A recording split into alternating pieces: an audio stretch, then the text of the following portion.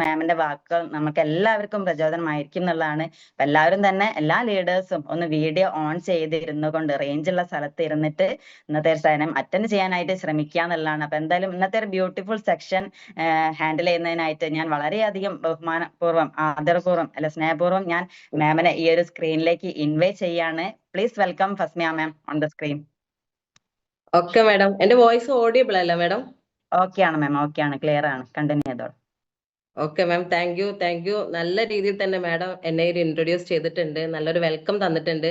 രമ്യ മാഡത്തിന് ഒരു big thanks അറിയിക്കുകയാണ്. അപ്പൊ എന്തായാലും എന്റെ പ്രിയപ്പെട്ട ഒരു ഗ്രേറ്റ് ലീഡറും കൂടിയാണ് രമ്യ മാഡം. കമ്പനിയുടെ DSM എന്ന റാങ്കിലേക്ക് എത്തിക്കൊണ്ടിരിക്കുന്ന ഗ്രേറ്റ് പവർഫുൾ ലേഡി ലീഡറാണ്. അപ്പോൾ എന്തായാലും മാഡത്തിന് ഒരു ബിഗ് താങ്ക്സ്. പിന്നെ നമ്മുടെ ടീം റൈസപ്പിന്റെ എല്ലാ ഫാമിലിക്കും എന്റെ ഹൃദയം നിറഞ്ഞ ഒരു വെൽക്കം ആശംസിക്കുന്നു, ഒരു ഗുഡ് മോർണിംഗ് ആശംസിക്കുകയാണ്.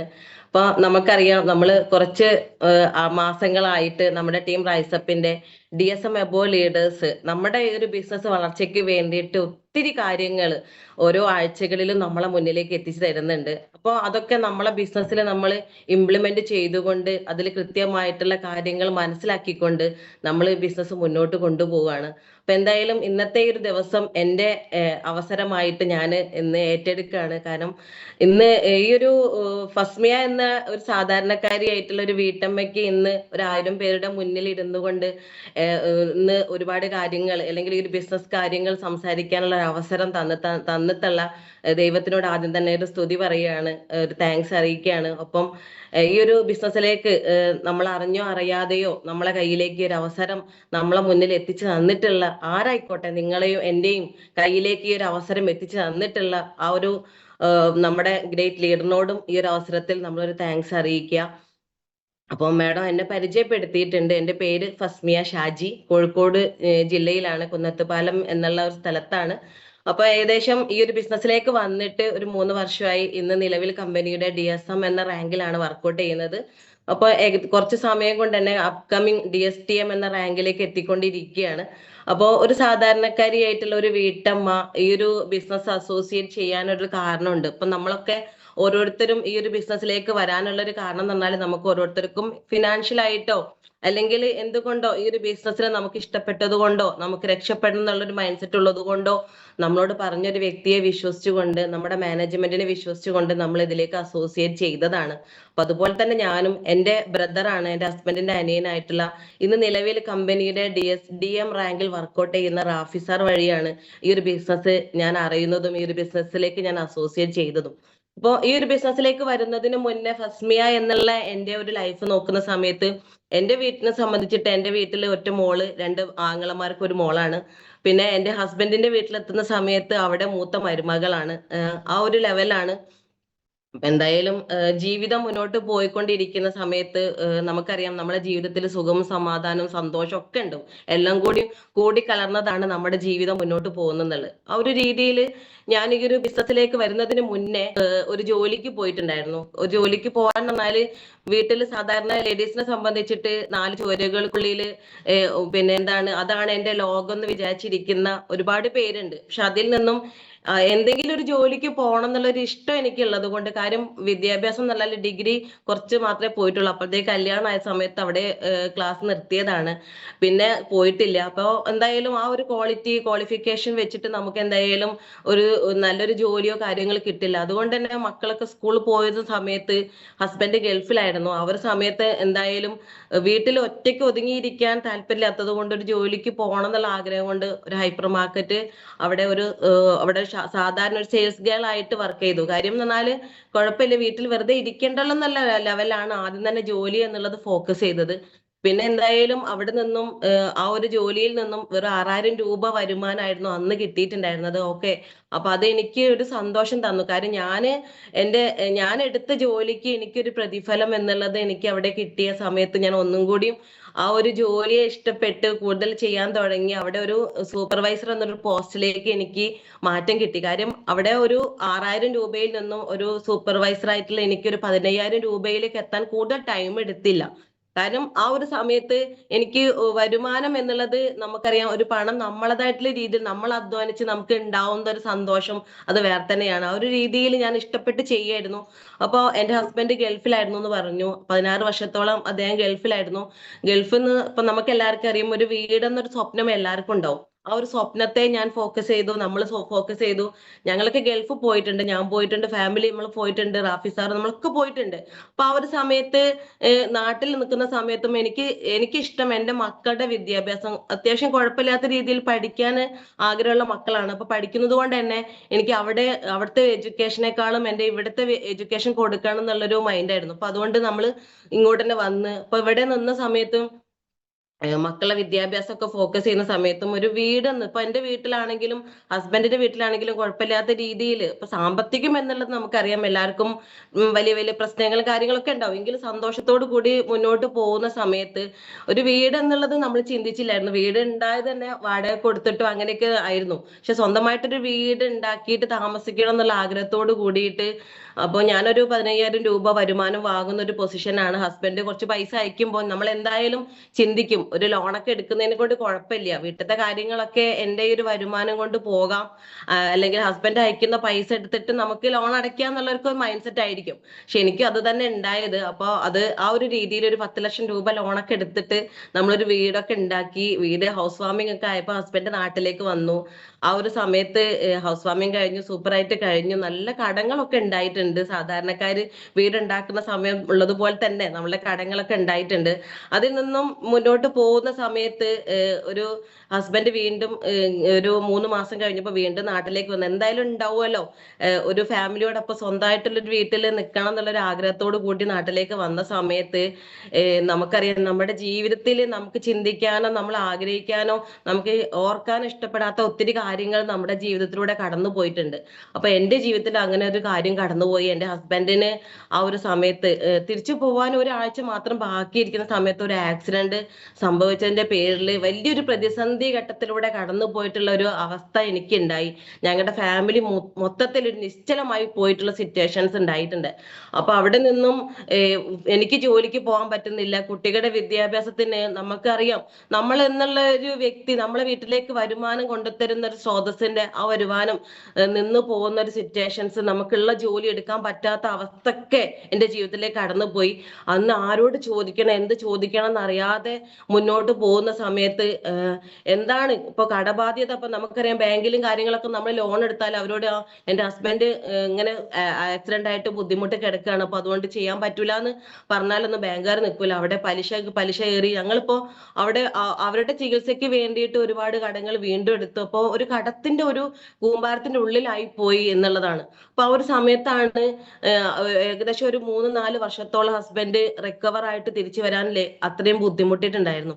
അപ്പൊ അത് ആ ഒരു ആക്സിഡന്റ് നിൽക്കുന്ന സമയത്താണ് റാഫി സാറ് എന്നിലേക്ക് ഈ ഒരു ബിസിനസ് ഓപ്പർച്യൂണിറ്റി എന്നിലേക്കല്ല തന്നത്, ഏട്ടന്റെ കയ്യിലേക്കാണ്. ഇക്കാക്ക ഇങ്ങനത്തെ ഒരു അവസരം ഉണ്ട്, ബോബി ചെമ്മണ്ണൂരിന്റെ ഒരു കൺസെപ്റ്റ് ആണ്, ഒന്ന് ചെയ്തു നോക്കിയാലോ നമുക്ക് എന്നുള്ളത്. അപ്പൊ അന്ന് റാഫി സാർ എനിക്ക് തോന്നുന്നു സെക്കൻഡ് റാങ്കിൽ എങ്ങനെ വർക്ക് ചെയ്യുന്നുണ്ട്. അപ്പൊ ഏട്ടൻ പറഞ്ഞു, മോനെ എനിക്ക് എണീറ്റ് നടക്കാൻ പോലും പറ്റുന്നില്ല, അതുകൊണ്ട് ഞാൻ എങ്ങനെ ചെയ്യത്, എനിക്ക് പറ്റൂല എന്ന് പറഞ്ഞ് മാറി നിന്ന സമയത്ത് എന്നിലേക്ക് ഒരു അവസരം കൃത്യമായിട്ട് കൊണ്ടു തന്ന സമയത്ത് ഞാൻ അവിടെ മനസ്സിലാക്കി കാര്യം, ഇന്ന് എന്റെ വീട്ടിൽ ഒരു വരുമാനം ഇല്ലാതിരിക്കുന്ന സമയത്ത് ഒരാൾ പോലും നമുക്ക് എന്തായി എങ്ങനെയായി നോക്കാൻ പോലും ഇല്ലാതിരിക്കണം.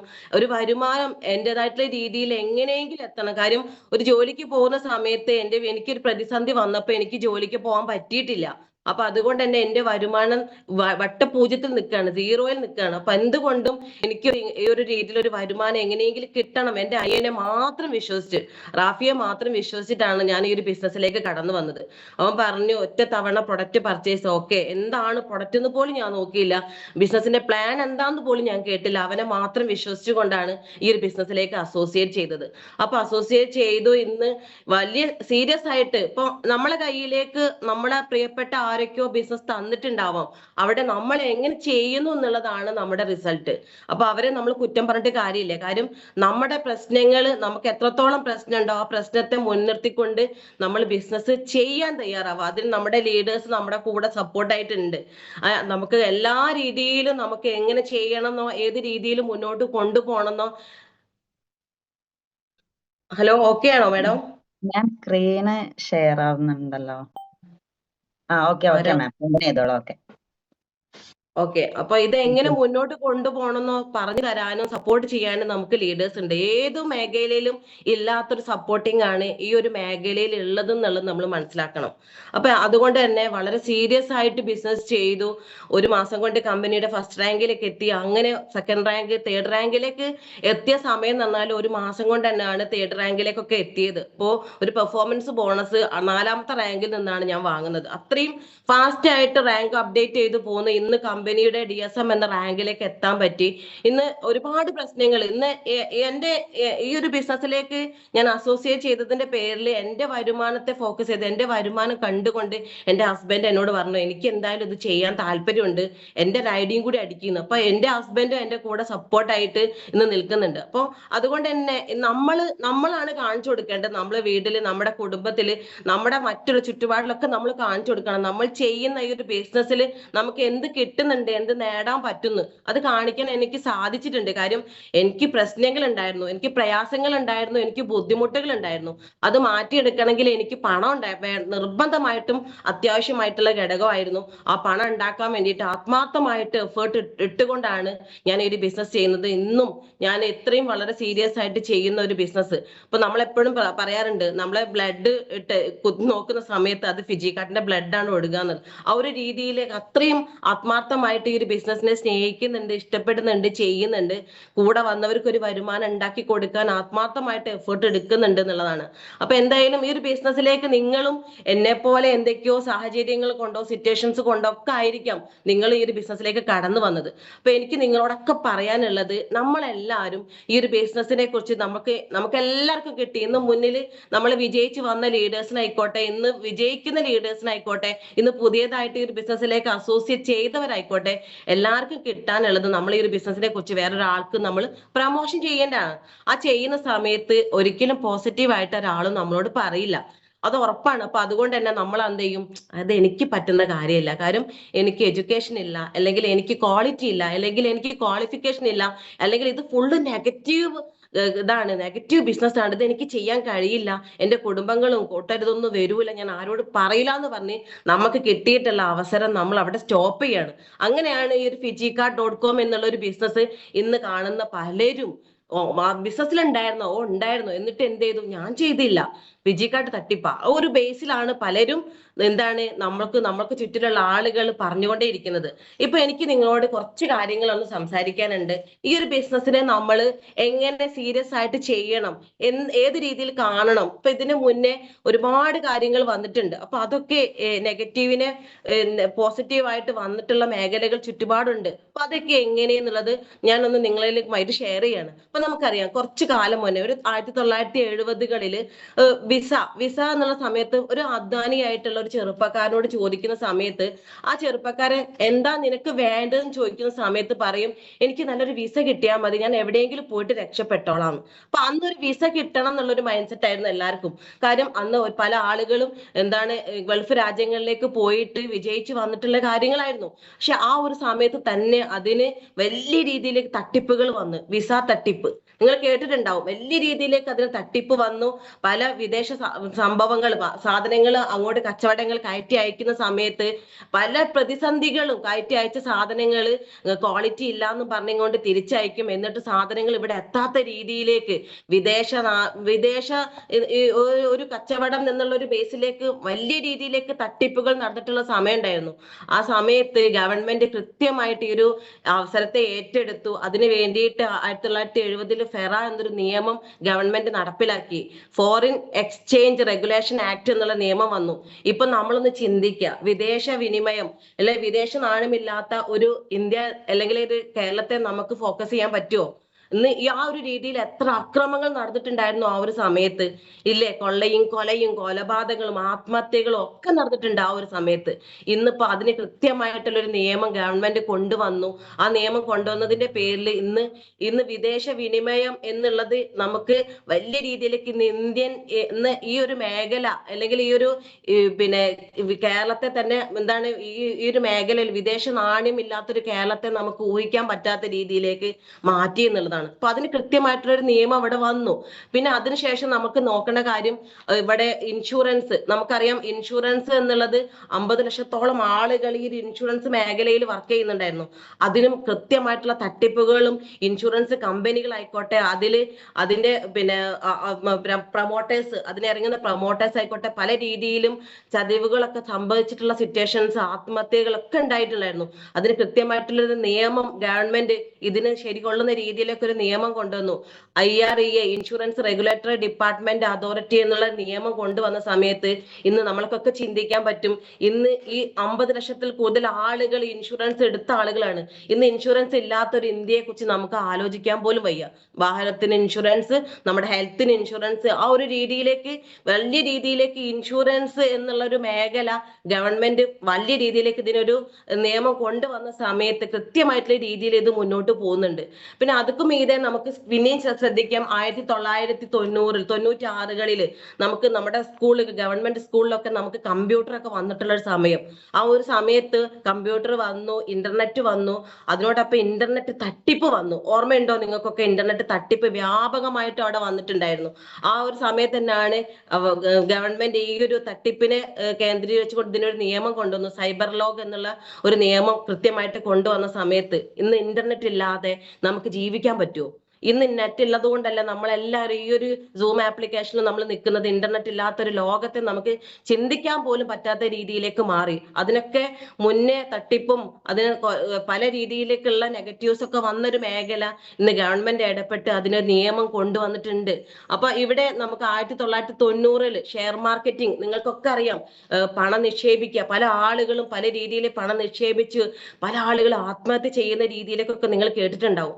അവിടെ ആ ഒരു രീതിയിലേക്കൊക്കെ ആളുകൾ മാറിപ്പോവാൻ കാരണം അതിന് ആ തട്ടിപ്പുകൾ ഒറിജിനൽ വന്ന് അതിനെ വെല്ലുന്നതിനേക്കാൾ രീതിയിൽ എന്ത് ചെയ്യാണ്, അതിന് ഡ്യൂപ്ലിക്കേറ്റ് അവിടെ ഇറങ്ങുകയാണ്. ആ ഒരു സമയത്ത് കൃത്യമായിട്ടുള്ള രീതിയിലേക്ക് ഗവൺമെന്റ് അതിന് വേണ്ടിയിട്ടൊരു നിയമം പുറപ്പെടുവിച്ചിട്ടുണ്ട്. Share marketing SEBI, security excise board of India എന്നുള്ളൊരു നിയമം ഇവിടെ കൃത്യമായിട്ട് പുറപ്പെടുവിച്ചു. ഇന്ന് ഷെയർ മാർക്കറ്റിംഗ് എന്നുള്ള രീതിയിൽ വലിയ രീതിയിലേക്ക് ഇന്ന് എന്ത് ചെയ്യാണ്, ഇൻഷുറൻസ്, ഷെയർ മാർക്കറ്റിംഗ് പോലെയുള്ള കമ്പനികൾ വലിയ രീതിയിലേക്ക് ഇന്ന് ഉയർന്നു വരുന്നു. കൃത്യമായിട്ടുള്ള നിയമത്തോട് കൂടിയിട്ട് ഉയർന്നു വരുന്നുണ്ട്. പിന്നെ അതിനുശേഷം നമുക്കറിയാം 1990-കളിൽ നമുക്ക് 2G 3G നമുക്കറിയാം, ഇങ്ങോട്ട് വിളിച്ചാലും നമ്മൾ പൈസ കൊടുക്കണം, അങ്ങോട്ട് കോള് പോയാലും പൈസ. ആ ഒരു രീതിയിലേക്ക് നമ്മളെ ഫോണുകളൊക്കെ നമ്മൾ ഉപയോഗിച്ചൊരു സമയം നിങ്ങൾക്കൊക്കെ ഓർമ്മയുണ്ടോ? വലിയ രീതിയിലേക്ക് 2G 3G എന്നുള്ള രീതിയിലേക്ക് വൻ തട്ടിപ്പുകൾ നടന്നിട്ടുള്ള ഒരു സമയം നമുക്ക് ഉണ്ടായിരുന്നു. ആ ഒരു സമയത്ത് കൃത്യമായിട്ട് ഗവൺമെന്റ് ഇടപെട്ടു. എന്താണ്, ട്രൈ എന്ന പേരിൽ telecom regulatory authority of India എന്നുള്ള പേരിൽ കൃത്യമായിട്ടുള്ള നിയമം അവിടെ പാസ്സാക്കി. അതുകൊണ്ട് തന്നെ ഇന്ന് നമുക്ക് ആ ഒരു രീതിയിൽ നിന്ന് നമുക്ക് രക്ഷപ്പെടാൻ പറ്റി. അവിടെ നമ്മൾ മനസ്സിലാക്കേണ്ട കാര്യം, ഇവിടെ പണ്ട് കാലത്ത് നമ്മൾക്ക് ഒറിജിനലിനേക്കാൾ വെല്ലുന്ന രീതിയിൽ ഡ്യൂപ്ലിക്കേറ്റുകൾ വന്നിട്ടുണ്ടായിരുന്നു. അതിന് കൃത്യമായിട്ടുള്ള നിയമം ഗവൺമെന്റ് കൊണ്ടുവന്നിട്ടുണ്ട്. അത് കൃത്യമായിട്ടുള്ള ഗവൺമെന്റ് നിയമം കൊണ്ടുവന്നിട്ടുണ്ട് എന്നുള്ളത് കാര്യം ഉറപ്പാണ്. അതൊക്കെ നമുക്ക് പരിശോധിച്ചാൽ നമുക്ക് മനസ്സിലാവുന്ന കാര്യമാണ്. അപ്പൊ ഈ ഒരു മേഖല നമുക്ക് ഇന്ന് നമ്മൾ ഏറ്റെടുത്തിട്ടുള്ള ഈ ഒരു മേഖല, ഡയറക്ട് സെല്ലിംഗ്, ഇ-കൊമേഴ്സ് എന്ന് multi level marketing, referral marketing എന്നൊക്കെ പഠിക്കുന്ന ഈ ഒരു മേഖല ഇന്ന് വളരെ സീരിയസ് ആയിട്ട് നമുക്ക് ചുറ്റുള്ള ആളുകൾ ഇന്ന് നെഗറ്റീവ് ആണ്, അല്ലെങ്കിൽ തട്ടിപ്പാണ്, അല്ലെങ്കിൽ മറ്റേതാണെന്ന് പറയുന്ന സമയത്ത് നമ്മൾ മനസ്സിലാക്കേണ്ടത് ഇതിനു മുന്നേ ഈ ഒരു മേഖലയ്ക്ക് വലിയ രീതിയിലേക്കുള്ള നെഗറ്റീവ്സുകൾ വന്നിട്ടുള്ള ഒരു മേഖല തന്നെയാണ്.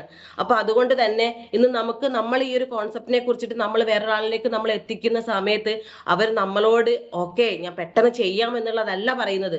അവർ ഈ ഒരു മേഖല അങ്ങനെ ആയിരുന്നല്ലോ എന്നുള്ള ഒരു മൈൻഡ് സെറ്റാണ്. അത് തിരുത്തി കൊടുക്കേണ്ട ഉത്തരവാദിത്വം നമുക്കുണ്ട്. അതിന് നമുക്കറിയാം, ഇന്ന് നമുക്ക് ഗൂഗിൾ സെർച്ച് ചെയ്താൽ തന്നെ നമുക്ക് മനസ്സിലാവും, ഇന്ന് എല്ലാ കാര്യങ്ങളും നമുക്ക് കിട്ടും, ഇതിനെല്ലാ സൗകര്യങ്ങളും നമുക്കുണ്ട്. കൃത്യമായിട്ടുള്ള നമുക്ക് നമ്മുടെ ഫോണിൽ നമുക്ക് ഇന്റർനെറ്റ് നമ്മൾ ഉപയോഗിക്കുന്നവരാണ്. നമുക്ക് നമ്മുടെ ഫോണിൽ നമ്മൾ ഗൂഗിൾ സെർച്ച് ചെയ്യുന്ന സമയത്ത് എല്ലാ അറിവുകളും നമുക്ക് കിട്ടും. ഇന്ന് എന്തൊക്കെ കാര്യങ്ങൾ, ഇന്ന് നമുക്ക് ലോകത്തിൽ എന്ത് നടക്കുന്ന കാര്യങ്ങൾ നമുക്ക് സെർച്ച് ചെയ്താൽ കിട്ടുന്ന രീതിയിലേക്ക്, മറുപടി തരുന്ന രീതിയിലേക്ക് നമ്മുടെ ടെക്നോളജി മാറിക്കഴിഞ്ഞിട്ടുണ്ട്. അപ്പൊ അതുകൊണ്ട് തന്നെ നമ്മൾ മറ്റുള്ളവർ പറയുന്ന കാര്യങ്ങൾ കേട്ടുകൊണ്ട് നമുക്ക് കിട്ടിയിട്ടുള്ള ഒരു അവസരത്തെ നമ്മൾ എന്ത് ചെയ്യാണ്, വിട്ട് കളയരുതെന്ന് മാത്രമേ എനിക്ക് പറയാനുള്ളൂ. അപ്പൊ വളരെ ശക്തമായിട്ടുള്ള രീതിയിൽ ഇന്ന് ഗവൺമെന്റ് പോലും ഈ ഒരു മേഖല ഫോക്കസ് ചെയ്യുന്നുണ്ട്. അതിന് നിങ്ങൾ മനസ്സിലാക്കണം. ഇപ്പോ ജസ്റ്റ് ഞാൻ പറയാണ്, ഞാൻ നോട്ട് ചെയ്ത് വെച്ചിട്ടുണ്ടായിരുന്നു. ഇവിടെ എന്ത് നോക്കിയാല് ഫിജിക്കാട്ട് ഒരു 1 കോടി നമുക്കറിയാം. നമുക്ക് ഈ ഒരു fijicard.com എന്നുള്ള ഒരു ബിസിനസ്സിൽ നമുക്ക് റിവാർഡ്സ് മാത്രം കിട്ടുകയാണെങ്കിൽ, നമുക്ക് ഇതിൽ റിവാർഡ്സ് മാത്രം കിട്ടുകയാണെങ്കിൽ 1,65,50,000 രൂപ റിവാർഡ്സ് മാത്രം നമുക്ക് കിട്ടുന്നുണ്ട്. അതുകൂടാതെ നമുക്ക് ബൈനറി മാച്ചിങ് കൂടെ ഒക്കെ കിട്ടുന്ന സമയത്ത് നമുക്ക് ഒരു 4.5 കോടിയോളം രൂപ നമ്മുടെ അക്കൗണ്ടിലേക്ക് ക്രെഡിറ്റ് ആവുന്ന ഒരു ഓപ്പർച്യൂണിറ്റിയാണ് നമ്മുടെ fijicard.com എന്നുള്ളത്. നമുക്ക് എല്ലാവർക്കും അറിയാം. കാര്യം നമ്മുടെ മുന്നിൽ ഈ ഒരു ബിസിനസ് വന്നിട്ട് 7 വർഷം അങ്ങോട്ട് തികയുന്നുള്ളൂ. 8ാമത്തെ വർഷത്തിലേക്ക് കടക്കാൻ പോകുന്ന ഒരു ഇൻഡസ്ട്രിയിലാണ് നമ്മളിപ്പോൾ ഉള്ളത്. അപ്പൊ നമ്മളെ മുന്നിലൂടെ കടന്നു പോയിട്ടുള്ള ഒരുപാട് പേര് നമുക്ക് സെർച്ച് ചെയ്താൽ മനസ്സിലാവും. അറിയില്ലെങ്കിൽ നിങ്ങളുടെ ലീഡേഴ്സിനോട് ചോദിക്കുക. ഇതൊക്കെ വാങ്ങിപ്പോയിട്ടുണ്ട്. കാര്യം അവരുടെ ക്വാളിറ്റി കാര്യങ്ങളൊക്കെ പരിശോധിക്കുന്ന സമയത്ത് അവർക്ക് എഡ്യൂക്കേഷൻ കൊണ്ടോ വയസ്സ് കൊണ്ടോ അല്ലെങ്കിൽ അവരുടെ വിദ്യാഭ്യാസം കൊണ്ടോ അങ്ങനത്തെ ഒരു മാനദണ്ഡവും ഇല്ലാതെ ഇത്രയും രീതിയിലേക്ക് ഇത്രയും വരുമാനങ്ങൾ വാങ്ങി കൊണ്ടുപോയിട്ടുള്ള ഒരുപാട് ലീഡേഴ്സിനെ നമ്മളെ മുന്നിൽ നമ്മൾ കാണുന്നുണ്ട്, കണ്ടുപോയിട്ടുണ്ട്. അവരൊക്കെ എന്തായിക്കോട്ടെ, നമ്മൾ ഈ ഒരു കോൺസെപ്റ്റിലൂടെ തന്നെയാണ് നമ്മളും അവരും ഏറ്റെടുത്ത കോൺസെപ്റ്റിന്റെ പേര് fijicard.com ആണ്. ഇവിടെ ഒരു മാനദണ്ഡം നിങ്ങളോട് ചോദിക്കുന്നില്ല. ഈ ഒരു ബിസിനസ്സിലേക്ക് ജോയിൻ ചെയ്യാൻ വേണ്ടിയിട്ട് നിങ്ങളുടെ ക്വാളിറ്റി അല്ലെങ്കിൽ നിങ്ങളുടെ വയസ്സ്, നിങ്ങളുടെ കളർ, നിങ്ങളുടെ ജാതി, നിങ്ങൾക്ക് എക്സ്പീരിയൻസ് ഒന്നും ഇവിടെ ചോദിക്കുന്നില്ല. 18 വയസ്സ് പൂർത്തിയായിട്ടുള്ള ആർക്കും ഈ ഒരു ബിസിനസ്സിലേക്ക് അസോസിയേറ്റ് ചെയ്യാൻ പറ്റും നമുക്കറിയാം. അപ്പൊ അതുകൊണ്ട് നമ്മൾക്ക് കിട്ടിയിട്ടുള്ള ഈ ഒരു ഓപ്പർച്യൂണിറ്റി നമ്മൾ വേറൊരാളിലേക്ക് നമ്മൾ എത്തിച്ചു കൊടുക്കാനുള്ള ആ ഒരു ബുദ്ധിമുട്ടാണ് നമ്മൾ അത് കവർ ചെയ്യേണ്ടത്. ആ ഒരു ബുദ്ധിമുട്ടിനെ നമ്മൾ കവർ ചെയ്തേ പറ്റൂ. കാര്യം നമ്മൾക്ക് രക്ഷപ്പെട്ടേ പറ്റൂ. നമുക്ക് രക്ഷപ്പെടണമെങ്കിൽ ഈ ഒരു ബിസിനസ് നമ്മളെ വീട്ടിലിരുന്നു കൊണ്ട്, ഇപ്പൊ ചില ആളുകൾ പറയാറുണ്ട് അവർ ഭാഗ്യം കൊണ്ട് രക്ഷപ്പെട്ടാന്ന്. ഒരിക്കലും ഭാഗ്യത്തിന് കൊടുക്കാൻ പറ്റില്ല കേട്ടോ അതിൻ്റെത്.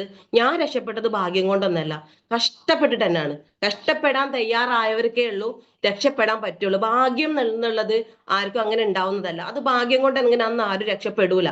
കഷ്ടപ്പെടാൻ തയ്യാറാണ്. ഏത് മേഖല എടുത്ത് നോക്കി. ഇപ്പൊ ഇവിടെ വയസ്സ് ജാതി പറഞ്ഞല്ലോ, ഇത്രയും വയസ്സ്. ഇപ്പൊ നമ്മൾ ഏതൊരു മേഖലയെ എടുത്ത് നോക്കുന്ന സമയത്ത് അവിടെ ഭാഗ്യത്തിന് നമ്മൾ പറയരുത്. എഫേർട്ട് നിറഞ്ഞ നമ്മൾ നിരന്തരമായിട്ടുള്ള നമ്മുടെ എഫേർട്ടാണ് നമുക്ക് റിസൾട്ട് ഉണ്ടാക്കി തരാം. എഫേർട്ട് എടുക്കുന്നിടത്ത് നമുക്ക് പണച്ചെലവൊന്നും ഇല്ല. നമ്മൾക്ക് കിട്ടിയിട്ടുള്ള ഈ ഒരു ഓപ്പർച്യൂണിറ്റി നമ്മൾ മനസ്സിലാക്കുക എന്നുള്ളതാണ് ആദ്യം നമ്മൾ ചെയ്യേണ്ടത്. ഇപ്പൊ ഞാൻ നിങ്ങളോട് പറഞ്ഞു, ഇത്രയും മേഖല നമ്മളെ മുന്നിൽ നെഗറ്റീവ്സ് ഒരുപാട് കൊണ്ടുവന്നിട്ടുണ്ട്. ഇതിനെ വെല്ലുന്ന രീതിയിലേക്ക് ഡ്യൂപ്ലിക്കേറ്റുകൾ ഒരുപാട് വന്ന സമയത്ത് ഇതിന് കൃത്യമായിട്ട് ഗവൺമെന്റ് ഇടപെട്ട് അതിന് നല്ലൊരു നിയമം കൊണ്ടുവന്നു. ഇന്ന് ആ ഒരു മേഖലയൊക്കെ വളരെ ശക്തമായിട്ട് നമ്മുടെ ഈ ഒരു രാജ്യത്ത് നിലകൊള്ളുന്നുണ്ടെങ്കിൽ നമ്മുടെ ഈ ഒരു മേഖലയും ഇവിടെ സ്റ്റാർട്ട് ചെയ്ത് കഴിഞ്ഞിട്ടുള്ളൂ. ഇവിടെ ഈ ഒരു മേഖലയ്ക്ക് കൃത്യമായിട്ടുള്ള നിയമം വന്നു കഴിഞ്ഞിട്ടുണ്ട്. അപ്പൊ തികച്ചും ലീഗൽ ആയിട്ടുള്ള ഒരു ഇൻഡസ്ട്രിയിലാണ് ഞാനും നിങ്ങളും അസോസിയേറ്റ് ചെയ്തത് എന്നുള്ളതും കൂടുതലായിട്ടും നമ്മൾ മനസ്സിലാക്കേണ്ടത് ഇതിന്റെ മാനേജ്മെന്റിനെ നോക്കുമ്പോൾ ബോബി ചെമ്മണ്ണൂരാണ്. ഇപ്പൊ നമുക്കറിയാം ഈ ഒരു ബിസിനസ് മാത്രമല്ല അദ്ദേഹത്തിനുള്ളത്, ഒരുപാട് ബിസിനസ് ഉണ്ട്. ഇത് കൂടാതെ 17ഓളം ബിസിനസ്സുകൾ അദ്ദേഹത്തിനുണ്ട്. പുതിയതായിട്ട് എന്തും കൊണ്ടുവരാൻ കാലിബർ ഉള്ള കപ്പാസിറ്റി ഉള്ള ഒരു വ്യക്തിയാണ്. അപ്പൊ അദ്ദേഹത്തിനോടൊപ്പം നമ്മൾ പാർട്ട്ണർ ആയിട്ട് അസോസിയേറ്റ് ചെയ്യുന്ന സമയത്ത് നമുക്ക് ചുറ്റിലുള്ള ആളുകൾ നെഗറ്റീവ് പറയുന്നത് കേട്ടും കൊണ്ട് നിൽക്കാൻ നമുക്ക് ടൈം ഉണ്ടോ? അത് കേട്ട് നമ്മൾ നിൽക്കണോ? അതിനൊന്നും നമുക്ക് സമയമില്ല. നമ്മളിവിടെ വീട്ടമ്മമാരായിക്കോട്ടെ ആരായിക്കോട്ടെ, നമ്മൾക്ക് കിട്ടിയിട്ടൊരു അവസരം നമ്മളൊരു ലിസ്റ്റ് ഉണ്ടാക്കുന്ന സമയത്ത് സീരിയസ് ആയിട്ട് ഉണ്ടാക്കുക. നമ്മൾ ലീഡേഴ്സ് പറയും, നിങ്ങൾ ജോയിൻ ചെയ്തല്ലേ, ലീഡേഴ്സ് BTP തരാൻ വേണ്ടിയിട്ട് വീട്ടിലേക്ക് വരുന്ന സമയത്ത് നമ്മൾ ആർക്കോ വേണ്ടിയിട്ട് ഒരു ലിസ്റ്റ് ഒക്കെ കൊടുക്കും. ഒരു വന്നതല്ലേ, എന്തെങ്കിലും ഒരു ലിസ്റ്റ് കൊടുക്കട്ടെ എന്നുള്ളത്. അങ്ങനെ കൊടുക്കരുത്. ആദ്യം നമ്മുടെ ബന്ധുക്കളെ മൊത്തത്തിൽ അങ്ങോട്ട് ലിസ്റ്റ് ഇടുക. നമ്മളെ കുടുംബം, നമ്മൾ രക്ഷപ്പെടുമ്പോൾ നമ്മളെ കുടുംബം രക്ഷപ്പെടട്ടെ. അവർ ചെയ്യാതിരിക്കുക സെക്കൻഡ് ഓപ്ഷൻ ആണ്. നമ്മളെ കുടുംബങ്ങളെ രക്ഷപ്പെടുത്തണം ആദ്യം. എന്നിട്ട് നമ്മളെ കൂടെ പഠിച്ച സഹപാഠികൾ, അവരിലേക്ക് നമ്മൾ ഈ ബിസിനസ് കൊടുക്കണം. ആ ലിസ്റ്റ് അടുത്തത് ഇടേണ്ടത് അവരിലേക്കാണ്. എന്നിട്ട് നമ്മുടെ നൈബേഴ്സ്, നമ്മുടെ കൊളീഗ്സ്, അല്ലെ നമ്മുടെ കൂട്ടുകാർ, ആ ഒരു രീതിയിലേക്ക് നമ്മുടെ ലിസ്റ്റ് മേക്കിംഗ് എത്ര വേണമെങ്കിലും ഇടാം. ഇന്ന് പല ലീഡേഴ്സും പറയാറുണ്ട്, ലിസ്റ്റ് ഇട്ടോ ചോദിക്കുമ്പോ എനിക്കൊരു 20 എണ്ണൊക്കെ ആയി. 20 ആളുള്ളൂ. നമ്മൾ അറിയുന്ന ആളുകൾ, നമ്മുടെ കുടുംബത്തെ ഒന്ന് ചുറ്റിനും നോക്കിയേ, നിറഞ്ഞ കുടുംബമുണ്ട് നമുക്ക്. നമ്മളെ മൈൻഡിൽ എന്താ അറിയോ, അവരൊന്നും ചെയ്യൂലെന്നാ. അവരൊന്നും ചെയ്യൂലായിരിക്കും. പക്ഷെ നമ്മുടെ ഫാമിലിയിൽ ഇന്ന് ഒരു 28ഓളം പേര് ഈ ഒരു ബിസിനസ്സിൽ അസോസിയേറ്റ് ചെയ്തിട്ടുണ്ട്. അതിലൊക്കെ ഇന്ന് റാഫി സാറാണ് ഞങ്ങളുടെ ഫാമിലിയിലേക്ക് ഈ ബിസിനസ് കൊണ്ടു തന്നത്. ആ ബിസിനസ് കൊണ്ടു തന്നു. ഞങ്ങളുടെ പെങ്ങള് കൂടാതെ ഞാന്, എന്റെ ഹസ്ബൻഡ്, മക്കള്, ഞങ്ങളുടെ ഫാമിലിയിൽ ഒത്തിരി, ഞങ്ങളുടെ ഫാമിലിയിൽ ഒരുപാട് പേര് ഈ ബിസിനസ്സിൽ ജോയിൻ ചെയ്തിട്ടുണ്ട്. എല്ലാവരും ഒരുപാട് പേര് ഇന്ന് ഓരോ റാങ്ക് അപ്ഡേറ്റ് ആയിട്ട് നിൽക്കുന്നുണ്ട്. കാര്യം ഞങ്ങൾക്ക് ഇത് നിർബന്ധമാണ്. ഞങ്ങൾക്ക് പൈസന്റെ കുറച്ച് പ്രശ്നമുണ്ടേ. ആ പ്രശ്നങ്ങൾ പരിഹരിക്കാൻ ഞങ്ങൾക്ക് വേറെ എന്ത് ചെയ്താലും ഇപ്പൊ നടക്കൂല.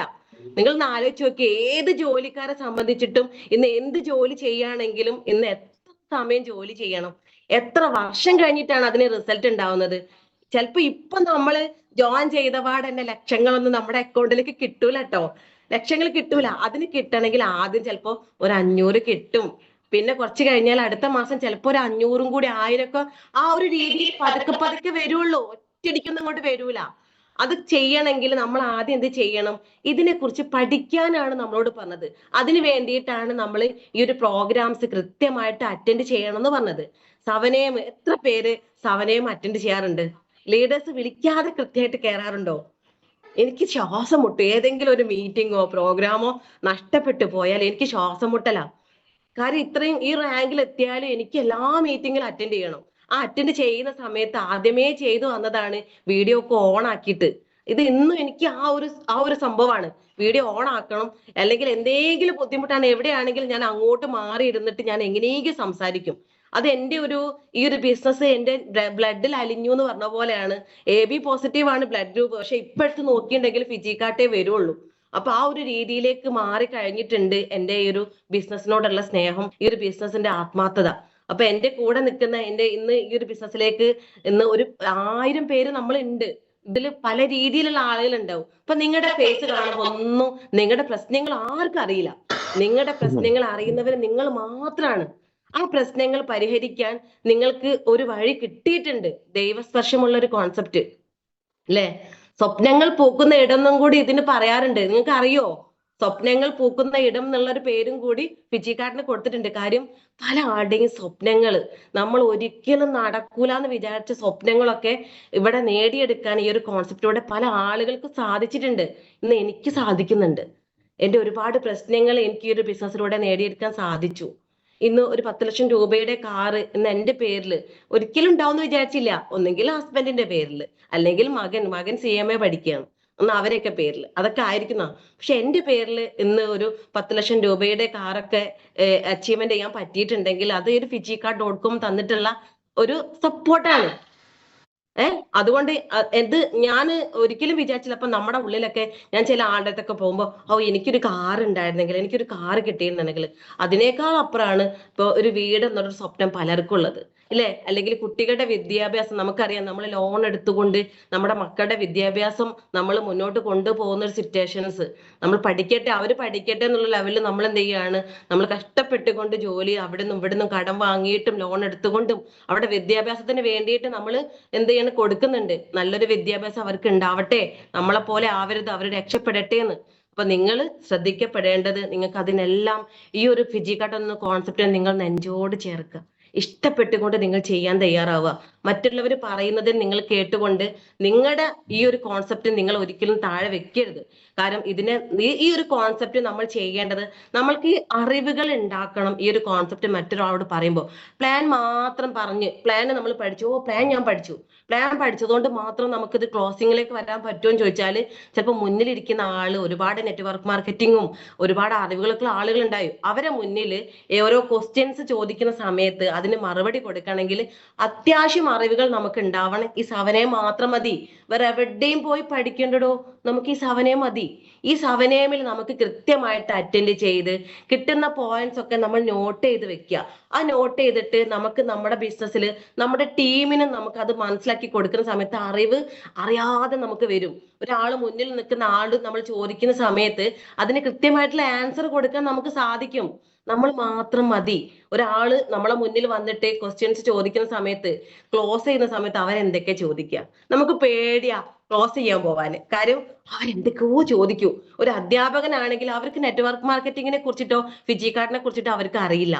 ആ ഒരു സമയത്ത് നമ്മൾ പ്ലാൻ കൊടുക്കാൻ പോകുമ്പോൾ പേടിച്ചിട്ട് നമ്മൾ എന്ത് ചെയ്യും? ലീഡർ വരട്ടെ, ലീഡർ വരാതെ നടക്കൂല. അപ്പൊ ഈ ലീഡർ എങ്ങനെ ഈ കാര്യങ്ങളൊക്കെ പഠിച്ചത്? ലീഡർ നേരത്തെ തന്നെ ബുക്ക് നോക്കിയിട്ടും ഇത് പഠിച്ചിട്ടൊന്നും ഇതിലേക്ക് ജോയിൻ ചെയ്തല്ല. ഈ ഒരു ബിസിനസ്സിലേക്ക് അസോസിയേറ്റ് ചെയ്തു. ഇതിൽ നിന്നും കിട്ടിയ കാര്യങ്ങൾ, അവരുടെ ലീഡേഴ്സ് പറയുന്ന കാര്യങ്ങൾ, ഇതുപോലത്തെ സ്പെഷ്യൽ സവനയം പോലത്തെ കാര്യങ്ങൾ, അതിൽ എന്തൊക്കെ കാര്യങ്ങൾ കിട്ടാൻ അതൊക്കെ മനസ്സിലാക്കി പഠിച്ച് അതെന്ത് ചെയ്യാണ്? ആ ഒരു ക്വസ്റ്റ്യൻസിന് മറുപടി കൊടുക്കാണ്. നമ്മൾക്ക് എന്തുകൊണ്ട് അതൊക്കെ ചെയ്തുകൂടാ? നമുക്ക് ചെയ്യാൻ പറ്റും. അതിനൊരു ക്വാളിറ്റിയും വേണ്ട കേട്ടോ. അപ്പൊ നമുക്കൊക്കെ തീർച്ചയായിട്ടും നമുക്ക് എല്ലാവർക്കും ചെയ്യാൻ പറ്റുന്ന ഒരു ഓപ്പർച്യൂണിറ്റി ആണ് ഫിജിക്കാർട്ട് എന്നുള്ളത് നമ്മൾ മനസ്സിലാക്കുക. ക്രെഡിബിൾ ആയിട്ടുള്ള വിഷനോട് കൂടി പ്രവർത്തിക്കുന്ന കമ്പനിയാണ് ഫിജിക്കാർട്ട്.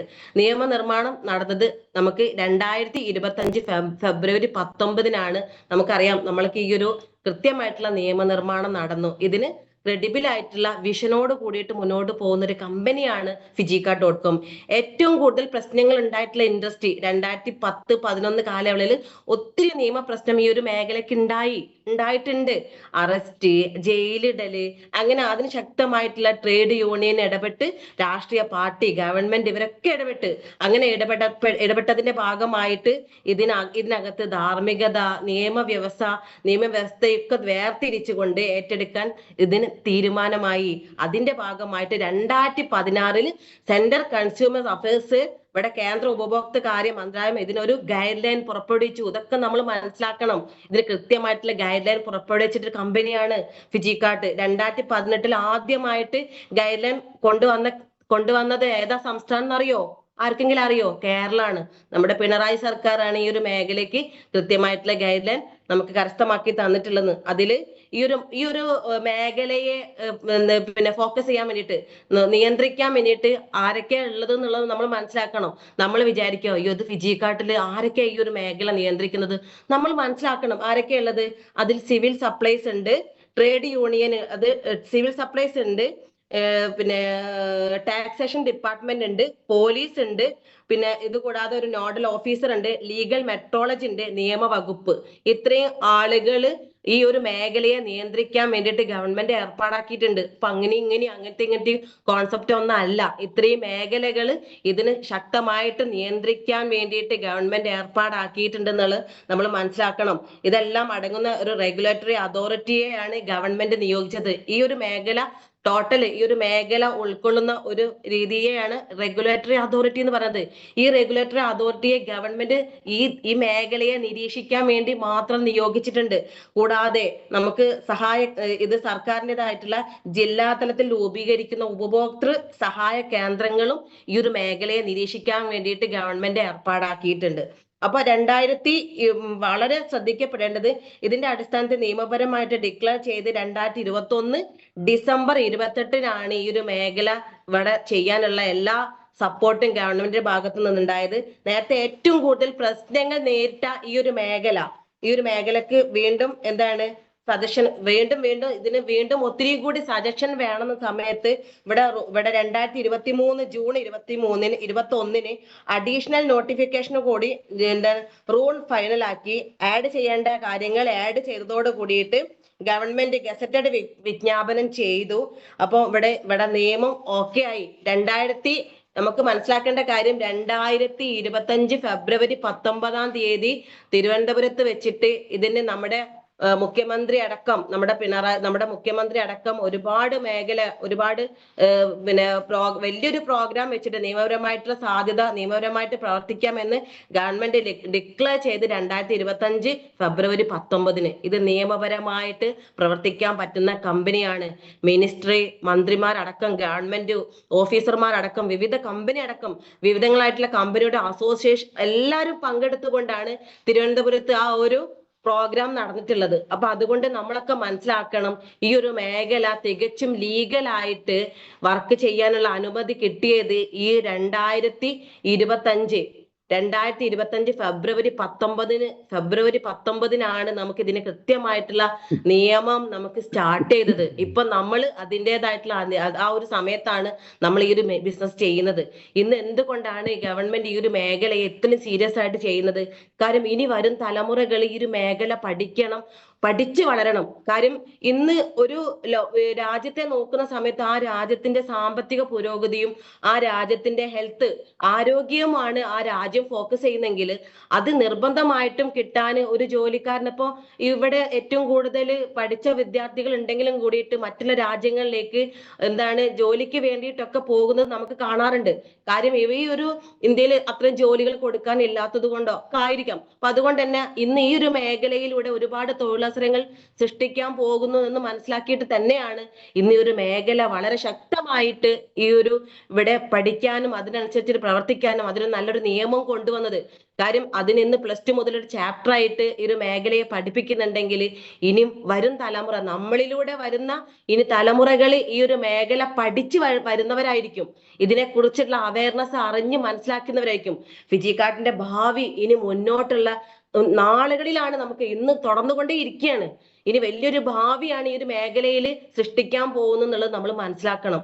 അപ്പൊ ഇന്ന് നമ്മുടെ ക്വാളിറ്റി നമുക്ക് ബിഗ് സീറോയിലാണെങ്കിൽ നമ്മൾ ചിന്തിക്കേണ്ടത്, നമുക്കറിയില്ല ഇവിടെ ഏതൊരു ജോലിക്ക് പോകുന്ന സമയത്തും നിങ്ങൾ എത്ര എഡ്യൂക്കേറ്റഡ് ആണെങ്കിലും കൂടിയിട്ട് അവിടെ നിങ്ങളുടെ സൗന്ദര്യത്തിന് പോലും വിലയിടുന്നുണ്ട്. സത്യമാണ്. നമ്മൾ സൗന്ദര്യം നമ്മൾ ആരും വിലക്ക് പറഞ്ഞ് വാങ്ങുന്നതല്ല. നമ്മൾ ലെക്സ് സോപ്പ് തേച്ചാലും നമുക്ക് ഐശ്വര്യ റായിനെ പോലെ ആവാൻ പറ്റില്ല, ഉറപ്പാണ്.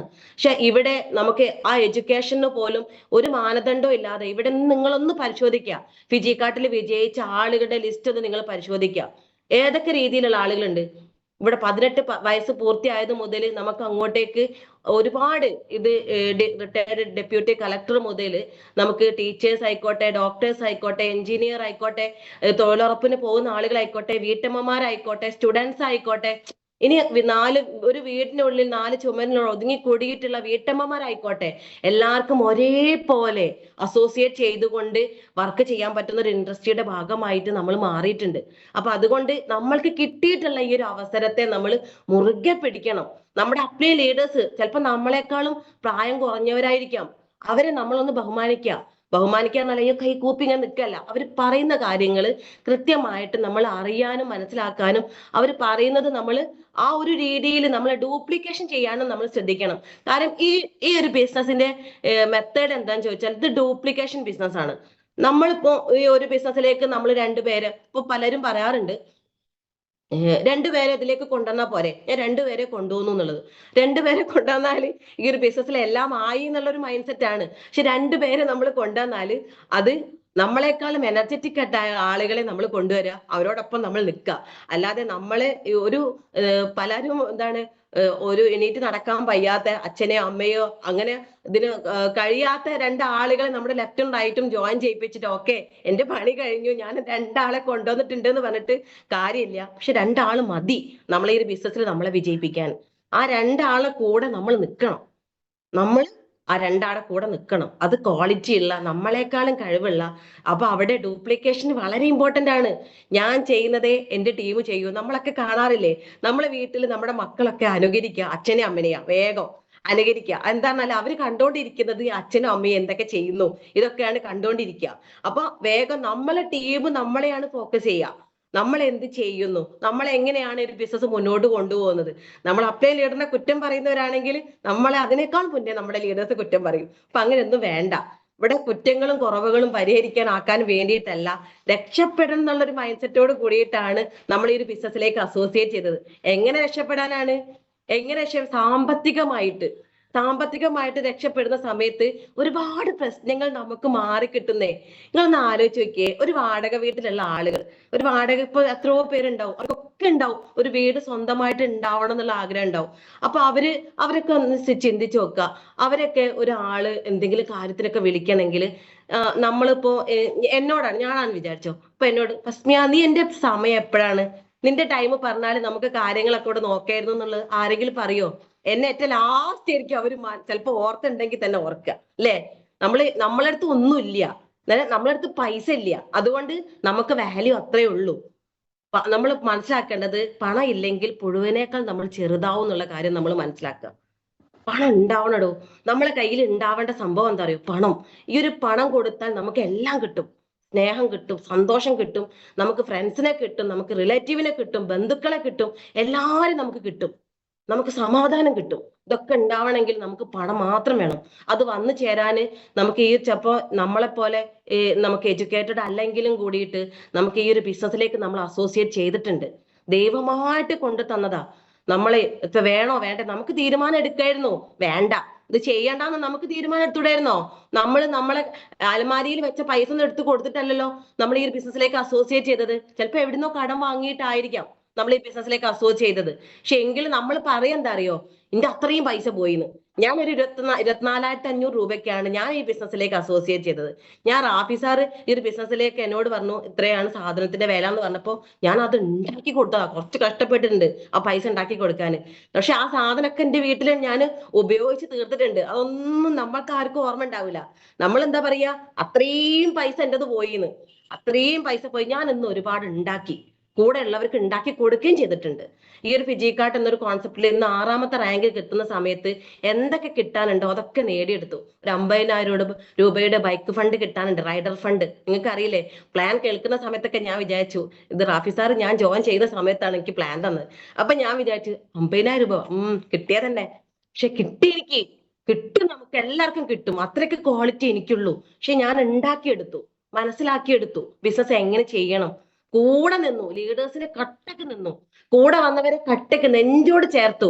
ചിലപ്പോ എനിക്ക് ഇഷ്ടപ്പെട്ടവരുണ്ടാവാം, ഇഷ്ടപ്പെടാത്തവരുണ്ടാവാം. പക്ഷെ എന്നെ ഈ ഒരു ബിസിനസ്സിൽ വിജയിപ്പിക്കാൻ പോകുന്നത് അവരാണ്.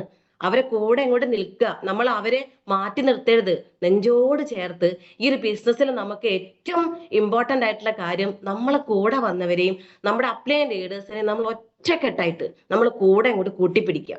അവരാരായിക്കോട്ടെ, ചിലപ്പോൾ നമുക്ക് ഇഷ്ടപ്പെടാത്ത, നമുക്ക് അവര് സ്വഭാവം ഒന്നും നമുക്ക് ഇഷ്ടമുണ്ടാവില്ല. നമ്മൾ ഇവിടെ സ്വഭാവം അളക്കാനൊന്നല്ലല്ലോ വന്നത്, നമുക്ക് പൈസ ഉണ്ടാക്കാനല്ല വന്നത്. നമ്മൾ അവരുടെ സ്വഭാവത്തെ ഒന്നും നോക്കണ്ട. ഈ ഒരു ബിസിനസ് മതി പല ആളുടെയും സ്വഭാവം തന്നെ മാറ്റിയിട്ടുണ്ട് അല്ലെ. അപ്പൊ അതിനൊക്കെ നമുക്ക് കൃത്യമായിട്ടും കിട്ടിയിട്ടുള്ള ഒരു ഓപ്പർച്യൂണിറ്റിയുടെ പേരാണ് ഫിജിക്കാട്ട്. നെഞ്ചോട് ചേർത്ത് നിങ്ങൾ ഈ ഒരു ബിസിനസ്സിനെ നിങ്ങൾ ഏറ്റെടുക്കാൻ നിങ്ങൾ തയ്യാറാവുക. ഇന്ന് നിങ്ങൾക്ക് ഈ ഒരു ബിസിനസ്സിൽ ചിലപ്പോൾ നിങ്ങളുടെ ടൈം ഒരുപാടായിട്ടുണ്ടാവും, ഇതിലേക്ക് വന്നു. ചിലപ്പോൾ അതൊന്നും നിങ്ങൾ നോക്കേണ്ട കാര്യമില്ല. നമ്മൾ എന്ന് വന്നു എന്നുള്ളതല്ല, നമ്മൾ എത്ര സമയം വർക്ക് ചെയ്തു, ഇതിന് വേണ്ടിയിട്ട് എത്ര സമയം നമ്മൾ എഫേർട്ട് എടുത്തിട്ടുണ്ട്, നമ്മൾ വർക്ക് ചെയ്യാൻ അന്നാണ് നമ്മൾ സ്റ്റാർട്ട് ചെയ്ത ഡേറ്റ്. ഇവിടെ മുതൽ എനിക്ക് ഇന്ന് എൻ്റെ ഒരു സമയം കേട്ടോണ്ടിരിക്കുന്ന എൻ്റെ പ്രിയപ്പെട്ട ചങ്ക് ടീമിനോട്, അത് വ്യത്യസ്തമായിട്ടുള്ള പല പല ജില്ലകളിലൊക്കെ ഉള്ള ആളുകൾ ഉണ്ടാവാം, പല ക്വാളിറ്റി ഉള്ള ആളുകൾ ഉണ്ടാവാം. പക്ഷെ നമ്മൾ ഒരുമിച്ചാ, നമ്മുടെ ഒരു ഫാമിലിയാ.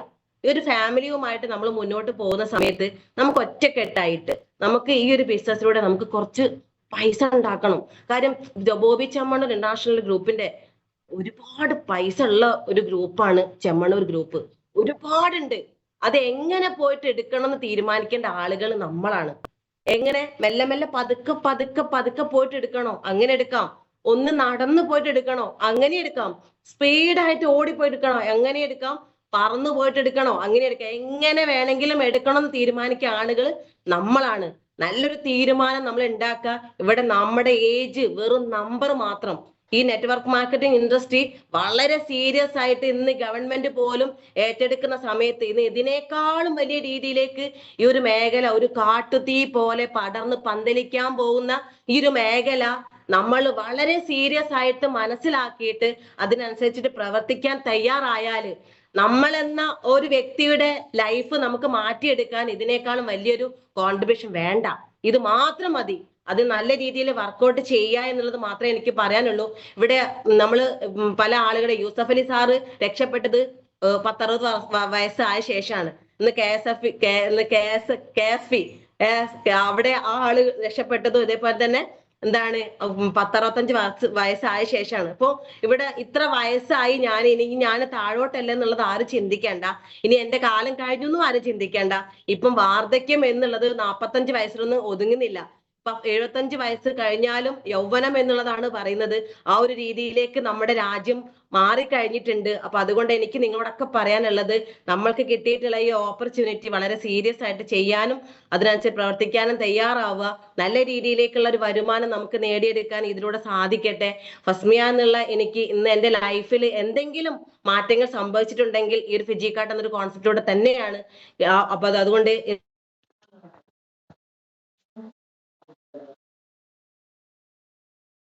ഇന്ന് എന്നെ കേട്ടിട്ടുള്ള എൻ്റെ പ്രിയപ്പെട്ട എല്ലാ ലീഡേഴ്സിനോടും എനിക്ക് പറയാനുള്ളത്, നിങ്ങൾക്ക് കിട്ടിയിട്ടുള്ള ഒരു അവസരം മറ്റുള്ളൊരാൾക്ക് കിട്ടാത്തൊരു അവസരമാണ് നിങ്ങളെ കയ്യിലേക്ക് കിട്ടിയത്. ഇതിനെ നിങ്ങൾ കൃത്യമായിട്ടുള്ള രീതിയിലേക്ക് മനസ്സിലാക്കിയിട്ട് നിങ്ങൾ ഇന്നു മുതൽ നിങ്ങൾ കൃത്യമായിട്ട് നിങ്ങൾ ചെയ്യാൻ തയ്യാറാവുക. അതിനനുസരിച്ചുള്ള റിസൾട്ട് നിങ്ങൾക്ക് ഉണ്ടാവും എന്നുള്ളത് ഈ ഒരു അവസരത്തിൽ എൻ്റെ പ്രിയപ്പെട്ട എല്ലാവർക്കും ഞാൻ പറയുന്നു. എല്ലാവരും ഇന്ന് ഇലക്ഷൻ ആണ്, ഇന്ന് ഒരുപാട് പേർക്ക് വോട്ട് ചെയ്യാനൊക്കെ ഉണ്ടാവും. അപ്പൊ അതുകൊണ്ട് എല്ലാരും വോട്ടൊക്കെ ചെയ്യുക, നല്ല രീതിയിലേക്ക് നല്ല അച്ചീവ്മെന്റുകൾ ഉണ്ടാക്കിക്കൊണ്ട് ഓരോ പടിയും കടന്നുകൊണ്ട് കമ്പനിയിൽ 13 റാങ്കും അച്ചീവ് ചെയ്യാൻ എല്ലാവർക്കും സാധിക്കട്ടെ എന്ന് ആശംസിച്ചുകൊണ്ട് ഞാൻ എൻ്റെ ഒരു സെക്ഷൻ ഞാൻ വൈൻഡ് അപ്പ് ചെയ്യുന്നു. Okay, thank you all, thank you so much.